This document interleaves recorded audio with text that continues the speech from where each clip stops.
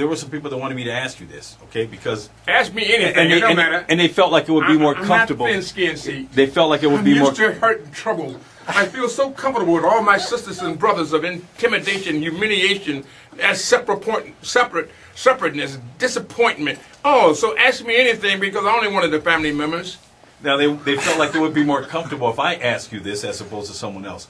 The presidency, the race, back in November when they had the running, and I guess, now correct me if I'm wrong, you were a Republican, you supported McCain, the other guy won. Well, hold it right there. I love George Walker Bush. Oh, yes, I do. Okay, listen, let me tell you, first of all, I'm a Republican. I am for whoever is for America. America first, party second. George Walker Bush was had the most diverse cabinet of any president in the history of this nation.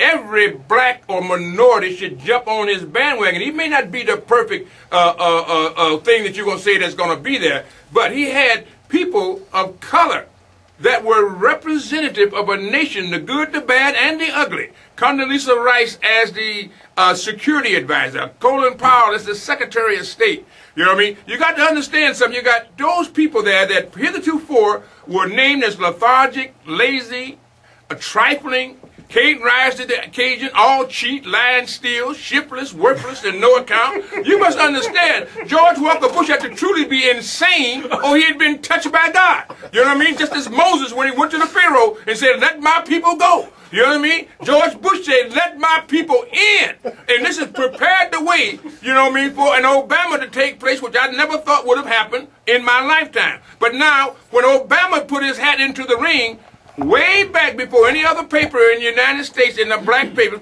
mine was first to endorse him because I thought it would be good. Change was in the air. So whenever they call on me, this is what it is. I supported Obama. I put out T-shirts. When someone made a remark about it's a fairy tale to think a black could go to the White House. Well, I put out a T-shirt that says fairy tales come true in America. You know, in America, fairy tales is that. You know what I mean? So we put all that out. That was in March of the year of him going in, year before this one in 2008. All right, so you got to understand something. I'm for America, black and white alike. I'm for the people. That's what they call me, a promoter of the people, for the people, and by the people, and my magic lies and my people ties. So you got to understand that when I'm out there, you know, I'm out there for the American people, all of them, the founding fathers in the infinite wisdom. They played a little hypocrisy, but nevertheless, they put down the words that we hold these truths to be self-evident, that all men are created equal, endowed by their Creator with certain inalienable rights, among these which are life, liberty, and the pursuit of happiness. So liberty is in that Constitution, and liberty is for all of us. You listen to Limbaugh?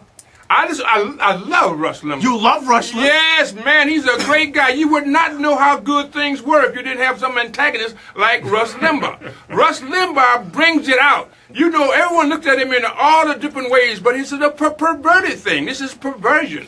Rush Limbaugh truly wants to be a great American. So being a great American, he has to keep bringing up all the things that no one else would talk about. They say fools rush in where wise men fear to tread. So Rush, keep on keeping on, because we wouldn't know what to be afraid of, what to avoid, what to be able to appeal, abolish, amend, or delete if we didn't have you on your feet. So cock on, Rush. How about Don Imus? John Imus is Don. Oh yes, I know that was. I thought that was his brother, John. You know, Don is a good guy. I have to tell you, with his cowboy hat and all, he means well. You know what I mean? Sometimes he's misled, but I love Don Imus. I think Don Imus is an American. He got a point of view. But then, see, let me say this to you and to ESPN and all of his wonderful audience, because this is the audience that goes. This is just local. Do y'all go around the world? We're streaming. Well, streaming. Well, you're streaming around the world. You know, if you don't get here on the radio, check us out on that thing I'm talking about right now. On that's what that thing they call it, IPTV, that information highway. Internet. Oh, the internet. Thank you so much. How could I forget that word? Yeah. You know, so anyway, you got to understand, Mr. C, for 400 years, people have been conditioned, they've been taught, you know, that the black is the boogeyman.